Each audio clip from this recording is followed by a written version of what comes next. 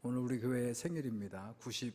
창립 95주년을 맞아서 먼저 하나님께 감사합니다. 한결같이 지난 95년 동안 우리 교회와 함께 동행해 주신 하나님께 감사를 드리고, 그 두 번째는 지금은 천국에 또는 천국 갈 준비로 요양병원에 계시지만 한때는 우리 교회를 위해서 충성해 주신 그런 우리 히브리서 표현대로 하면 믿음의 선진들, 우리 믿음의 선배들께 다시 한번 깊은 감사를 드리고, 그래서 여러분들이 꼭 잊지 마시고 우리 교회에 여러분들처럼 이렇게 젊었을 적에는 교회를 섬기다가 연세가 드셔서 우리 자식들이 또 다 떠나서 그렇게 이제 80, 90을 넘어가면서 교회가 잊혀져 있는 분들을 교회는 절대로 잊어서는 안 됩니다. 그런 분들의 헌신과 기도가 있었고, 지금은 아름다운 신앙을 잘 계승하고 발전하기 위해서 분투하고 계시는 우리 장로님들을 포함한 모든 우리 성도들에게 먼저 축하와 격려의 말씀을 드립니다. 세상에 많은 교회가 있어요. 근데 우리 교회를 특별히 주님께서 세우신 뜻이 있을 겁니다. 저는 그것을 우리가 새기고, 우리 이런 표현으로 할게요. 영적인 그런 진정한 영적 사귐, 하나님과 영적 사귐이 있는 교회, 또 우리 성도들 간에는 배려하고 사랑할 수 있는 그런 교제가 있는 교회, 그리고 우리 안에서만 차고 넘치면 안 되고 이것이 흘러 넘쳐서 사랑의 종노릇을 이 사회와 세상을 향해서 실천하는 그런 주님의 교회가 우리가 지향하는 교회, 날마다 주님의 교회로 우리 전주중앙교회가 세워져 가도록, 건물을 세워져 가는 게 아니에요. 우리의 신앙이 날마다 주님의 말씀으로 세워져 가게 되는 그런 교회가 되기를 먼저 주님의 이름으로 축원합니다. 오늘은 고린도 교회 이야기를 통해서 우리 교회를 한번 생각해 볼 겁니다. 고린도 교회는 고린도 도시 자체가 항구 도시로 많은 교통량이 있고, 그러다 보니까 바울이 복음을 뿌렸는데, 바울이 세웠던 교회 가운데 가장 성장을 많이 한, 급성장을 하게 됩니다. 그런데 성장하는 긍정적인 효과가 있었던 반면에 내부적으로는 많은 갈등이, 많은 여러 가지 문제들이 그 안에 있었어요. 자, 오늘 본문 함께 읽은 고린도후서 4장의 내용은 어떤 사건을 배경으로 합니다. 자, 갈등을 배경으로 하는데 그게 뭐냐면 지도력의 문제입니다. 특별히 바울 사도가 이 교회를 세우고 지금 떠났거든요. 바울 사도는 지금 고린도 교회를 세우고 다시 다른 곳으로 이방인들에게 복음을 전하러 떠났는데, 그런데 그 다음에 왔던 사람들, 지도자들, 이런 사람들이 바울 사도를 공격하는 거예요. 어떻게 공격하냐면 사도성 시비를 합니다. 사도성이라고 하는 것은 사도의 자격 시비를 하는 거예요. 이런 거예요. 자, 바울은 옛날에 사울이었어요. 다 알고 있는 사실이에요.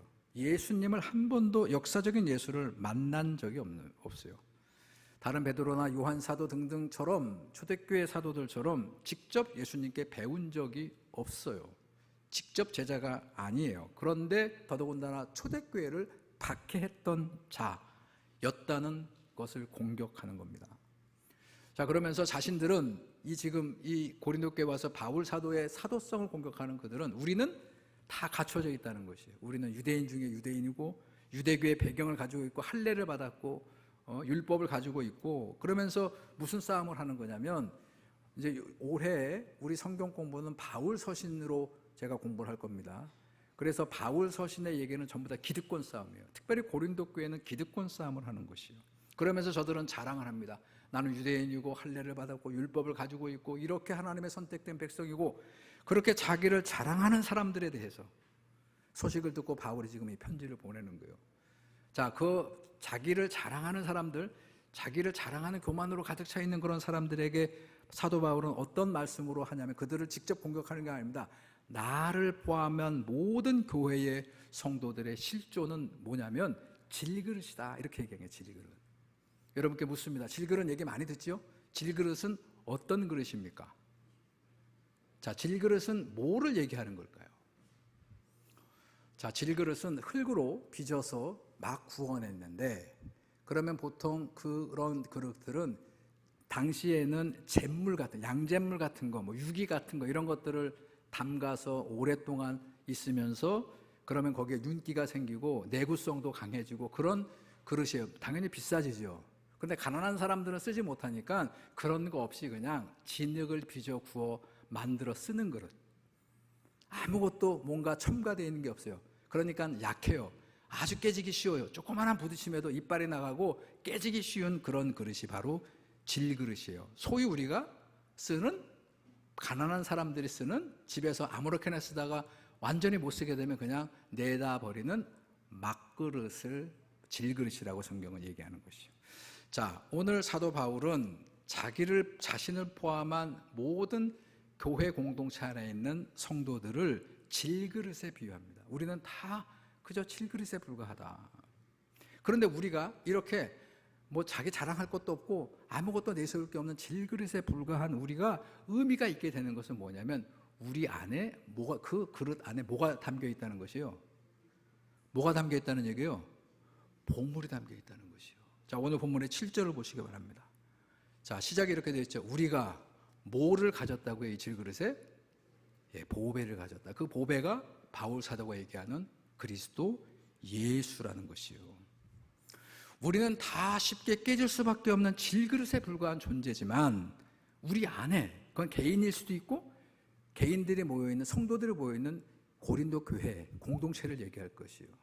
우리 안에, 그리고 이 교회 안에 누가 살아계시다는 거예요? 그래서 예수가 담겨있기 때문에. 그래서 성도가 하는 생각, 성도들이 올려드리는 기도, 그들의 선택, 그들의 모든 사역을 통해서 뭐가 나타나게 된다는 거예요? 그리스도 예수의 생명과 능력이 나타나게 된다. 이게 교회다 하는 것을 가르치고 있는 거예요. 여기에서 바울 사도와 거짓 사도들의 결정적인 차이가 드러나게 되는 거예요. 이 얘기는 다시 이렇게 하죠. 여기에는 제대로 된 성도와 제대로 되지 못한 성도들의 차이가 요 안에 담겨 있다는 것이요. 자, 먼저 거짓 사도들. 자, 그들은 뭐로 가득하냐면 자기들이 뭐나 됐다는 거예요. 우리식으로 표현하면 청자나 백자 도자기, 내가 이런 사람이야 라고 하는 것들로 가득해서 자기 자랑할 거리가 많아요. 이력이 많아. 그러다 보니까 그런 사람들이 예수를 증거하기 위해서, 그런 목사들이 예수를 위해서 설교하기 위해서 자기 자랑거리로 가득 차인 사람들은 그리스도 예수는 뭐에 불과합니까? 그저 장신부에 불과한 거예요. 자기 얘기를 하기 위한, 그저 그냥 교회니까 어떤 본문, 제목, 본문과 제목에 불과하고, 여러분 예수 그리스도의 십자가와 부활의 증언이 없다는 얘기예요. 반면에 사도 바울은 예수를 만나고, 예전에 바울 사도 역시 모든 자격증과 모든 기득권을 향해 살아왔던 그 바울이 예수를 만나고 자기 안에 예수를 채우고 난 다음엔 어떡합니까? 자기의 모든 기득권을 다 버려버렸다는 얘기예요.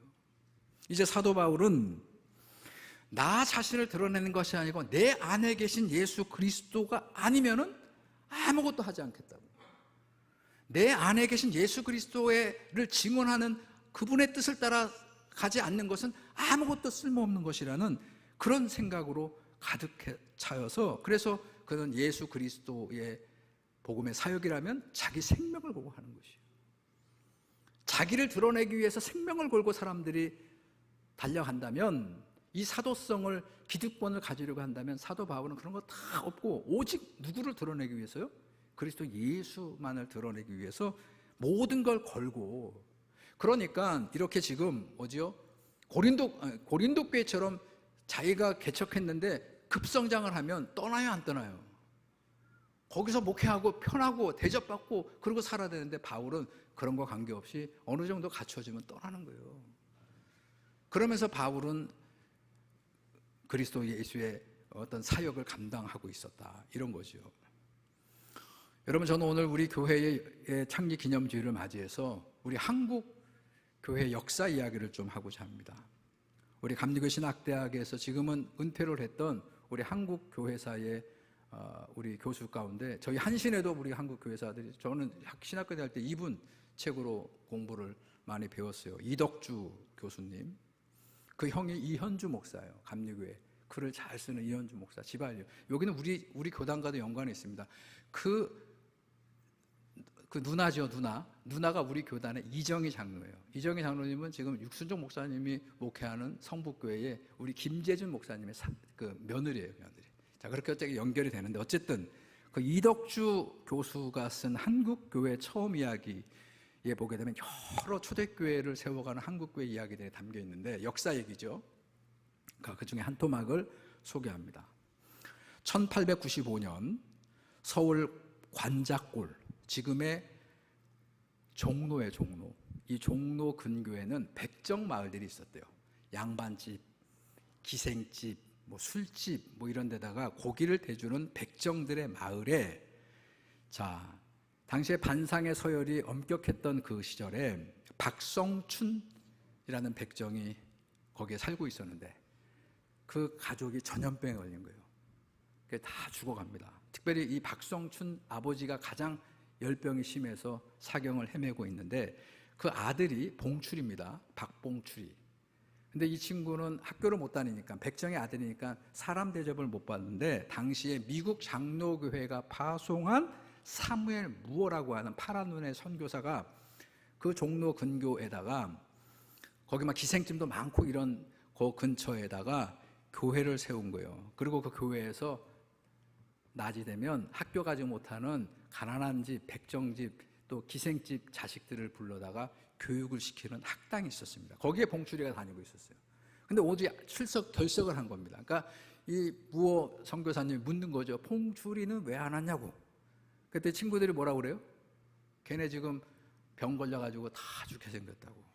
그러니까 그 소식을 들은 이 무어 선교사가 당시 같이 사역을 하고 있었던 제중원은 지금의 세브란스 병원이죠. 그 제중원에서 의료 사역을 하고 있었던 의사 겸 선교사 올리버 에버슨 선교사를 불러서 함께 그 백정마을 박성춘의 집으로 갑니다. 그리고 거기에서 치료를 해줘요. 그 치료가 효과가 돼서 다 죽어가던 이 박성춘 백정과 가족이 살아납니다. 근데 그 에베스는 어떤 사람이냐면 당시 제중원의 고종 황제의 어이였어요. 어이. 그러니까 왕을 치료하는 어이가 백정마을에 와서 이 박성춘 일가를 구해줍니다. 얼마나 고마웠겠어요. 자, 이 은혜인데 이 갚을 도리가 없어요. 그런데 그 파란 눈의 선교사가 그랬거든요. 몸이 나아지면 꼭 예수 믿고 교회 다니라고. 그러니까 자기가 뭐 갚을 건 없고 하니까 고기 한 근을 끊어가지고 가족을 데리고 주일날 그 무어 선교사님이 목회하는 곤당교회예요. 자, 그 소공동, 지금의 롯데 호텔에 있는 그 곤당교회를 갑니다. 그 예배를 드리러 간 거예요, 이 백정 가족이. 근데 그 곤당교회는 양반들의 교회입니다. 그 첫날은 그냥 어쩔 수 없이 왔으니까 예배를 드려서, 예배가 끝난 다음에 그 곤당교회의 교인들이, 그때 이제 장로님이 아직 없을 때니까 무어 목사님을 찾아와서 저 백정을 다음 주부터 못 나오게 해달라, 그렇게 요청합니다. 자, 이 무어 선교사님이 어떻게 했을까요? 거절합니다. 교회는 만민이 다 와서 기도하는 집이다. 자, 그랬더니 그 주간에 그 양반들이 모여서 수닥수닥 하더니 다음 주에 교회를 떠났어요. 다 짐 싸가지고 양반들은 전부 다 교회를 홍문석골이라고, 지금의 광교 부근에 가서 자기들끼리, 뭐 옛날에 교회가 당이 따로 있는 게 아니잖아요. 어느 집 빌려가지고 거기에서 모여서 따로 장반의 교회를 세웠어요. 자, 그러니까 이 곤당끌 교회가 어떻게 됐겠어요? 대부분의 양반이니까 다 떠나고, 무어 목사님이 그날 예배 설교를 하는데 교회가 빈자리가 엄청 많아진 거예요. 그리고 저들은 분명히 돌아오지 않을 거예요. 자, 그러니까 이 박성춘 백정이 그 양반들이 떠난 빈자리를 채우기 위해서 그날부터 만나는 백정들마다 뭐 하는 거예요? 전도를 합니다. 전도. 고기를 대주는 기생집의 기생들한테 전도를 하는 거예요. 연염집 여자들은 백정을 인간 취급하지 않은데 첩들, 서생, 그러니까 서출들, 이런 사람들을 만나고 고기를 갖다 이렇게 주고, 이렇게 남은 고릇 있잖아요. 다 이제 먹고 하루 이틀 더 지나면 상할 고기 이런 거 갖다 주면서 전도를 합니다. 뭐라고 전도했을까요? 백정들을 만나면 이렇게 전도합니다. 백정을 사람 대접해주는 예수 믿으시고, 기생들, 야 너희들 사람 아닌데, 여러분 예수 교회 가면 너희들 사람 대접해주는 그런 예수 믿으라고. 여러분 기억하세요. 한국 교회는 사람 대접받지 못한 사람들을 뭐 해주는 종교였다고요? 사람으로 대접해주는 종교였다는 것이. 함부로 사람 차별하지 마시기 바랍니다. 교회가 이러쿵저러쿵 함부로 구원이 없다고 성소수자라고 함부로 교회가 그들을 사람 이하 취급하는 게 아니고, 우리 교회 복음은 뭐라고요? 사람 대접받지 못한 사람을 오히려 사람 대접해주는 교회였다는 것이요. 그런 사람들에게, 백정에게, 기생들에게, 이런 서자들에게 당시 교회에 간다는 건 뭘 의미하는 거예요? 일주일은, 월요일부터 금요일은 사람이 아닌 것으로 살다가 주일날 교회를 가면 뭐가 되는 거예요? 사람이 되는 그런 의미로 예수를 만난 거예요. 여러분, 그런 곤단골 교회를 당시 사람들은 비아냥됩니다. 뭐라고 불렀냐면 첩과 기생과 백정들이 다니는 교회라고 그래서 첩장교회라고 그렇게 비아냥됐어요. 자, 이 제 얘기가 아니고 이게 누구야? 이덕주 교수님의, 재밌죠? 그런 글들이 굉장히 많아요. 자, 이 교회, 곤단골 교회가 나중에 장로교회 1번지인 승동교회가 되는 게 승동교회. 지금 100주년 기념교회, 우리 교단도 다 포함해서 우리 100주년 기념교회 15층짜리 건물이 있는 바로 그 앞에 있는 승동교회예요. 1911년 승동교회는 처음으로 장로 선출을 합니다. 누가 장로가 됐을까요? 박성춘 백정이 장로가 됩니다. 아까 아들이 있었다고 그랬죠? 이름이 뭐라고요? 봉출이. 봉출이는 이름을 선교사님이 바꿔줍니다. 서양이라고. 박서양. 이 박서양은 개명을 하고 세브란스 의전 1회 졸업생이 되고, 우리 한국 최초의 서전, 외과 의사가 되고, 재중원, 지금의 연대 세브란스 연대 의대의 교수가 돼서 후학을 가르칩니다.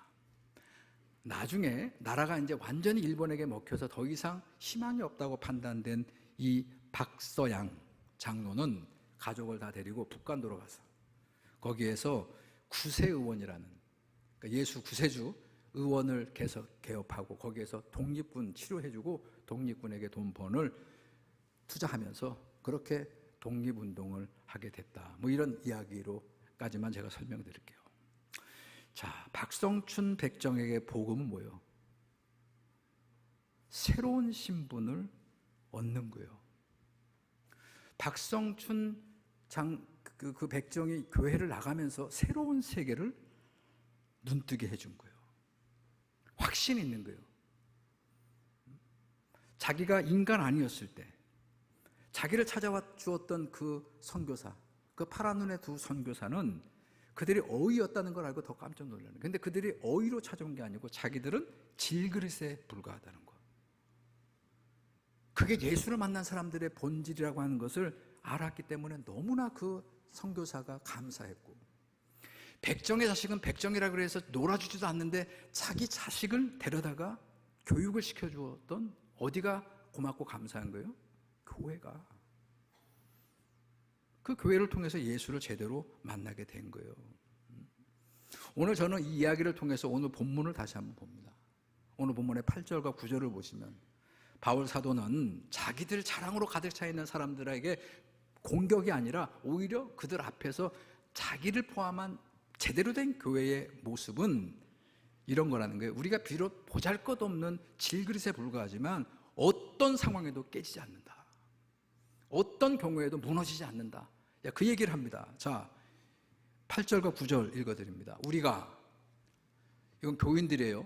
고린도 교회 교인, 이렇게 지금 싸움박질이 났음에도 불구하고 우겨쌈을 당하여도 쌓이지 아니하고 막 공격하고 뒤집어 씌우고 막 그렇게 공격을 하더라도 거기에 우리가 휩싸이지 아니하고, 답답한 일을 당하여도 낙심하지 아니하며, 박해를 받아도 버림받지 아니하며, 거꾸로 뛰름을 당하여도 망하지 아니하고.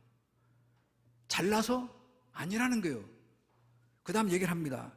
자, 그것은 질그릇과 같은 우리가 이렇게 무너지게 하지 않게 하는 힘이 우리 안에 있다는 거예요. 이 교회 안에 있다는 거예요. 너희들 안에 있다는 거예요. 그 이야기를 그 다음 절에서 얘기합니다. 10절과 11절 보시면 10절, 우리가 항상 예수의 죽음을 몸에 짊어짐은 예수의 생명이 또한 우리 몸에 나타나려 함이라. 이렇게요.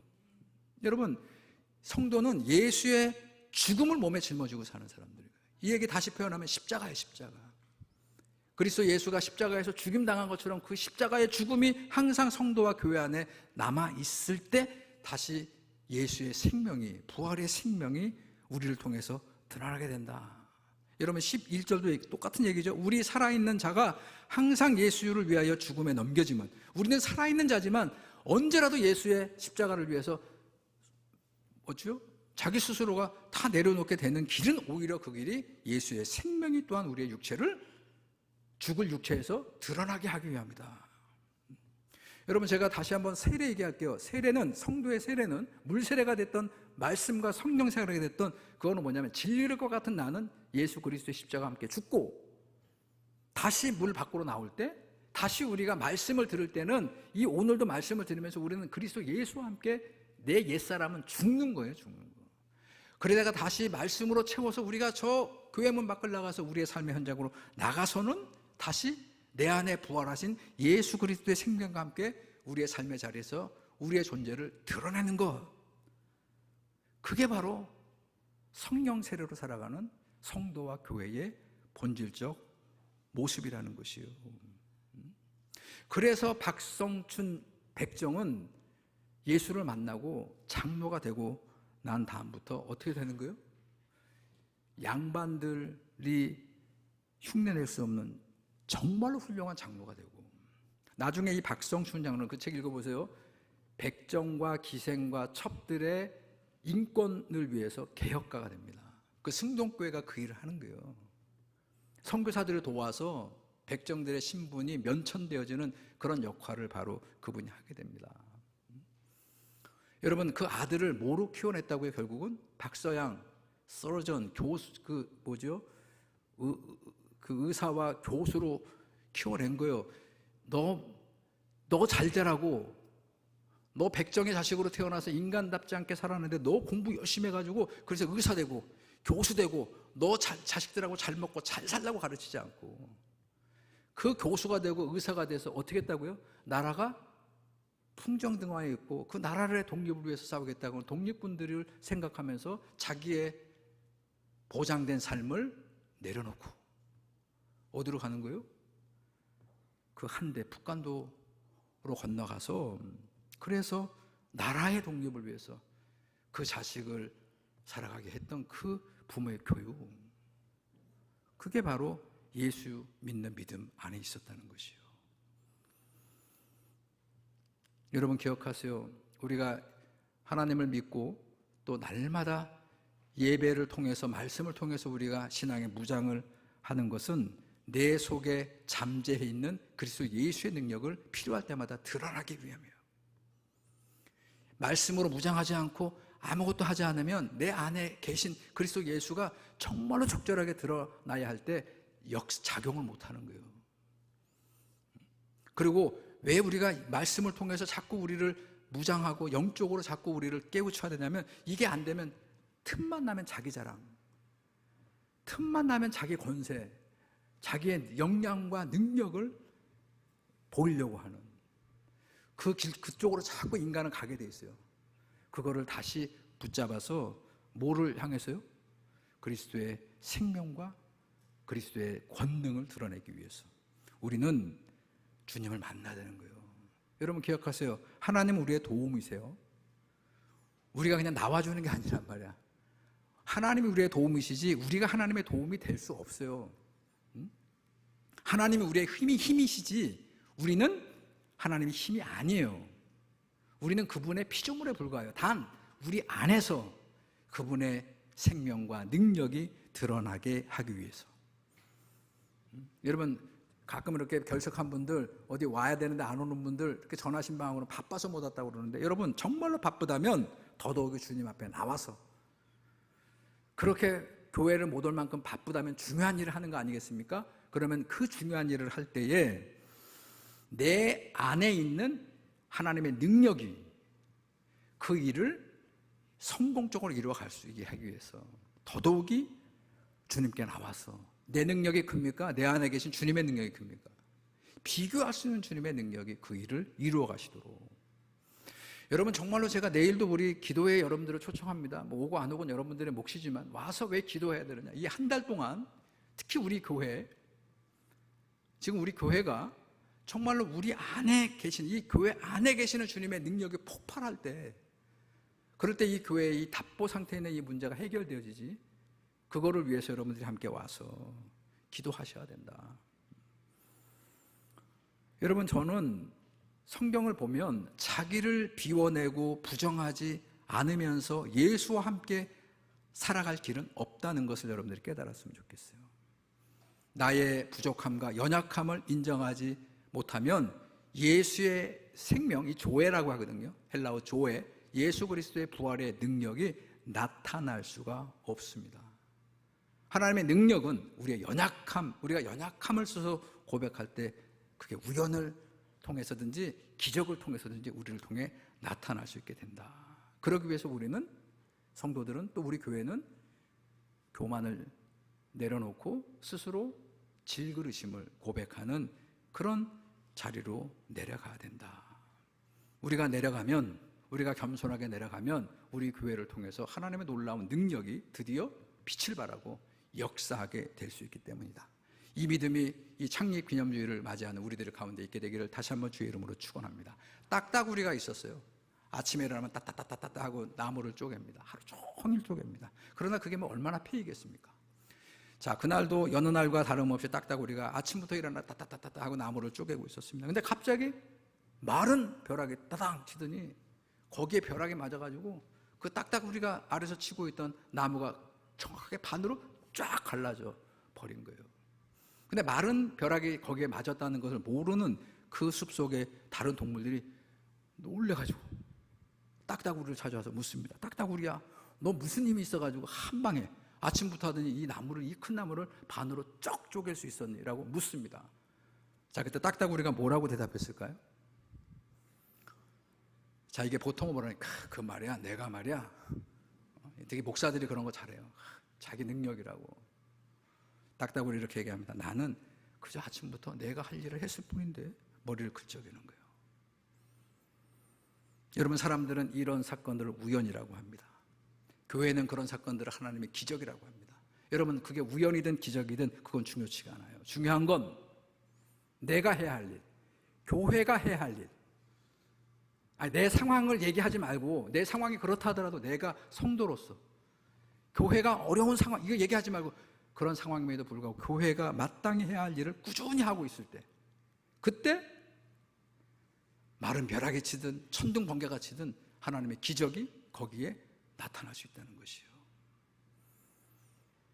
오늘 우리 스스로가 질그릇이라고 고백하는 그런 겸손한 성도들이 되기를 원합니다.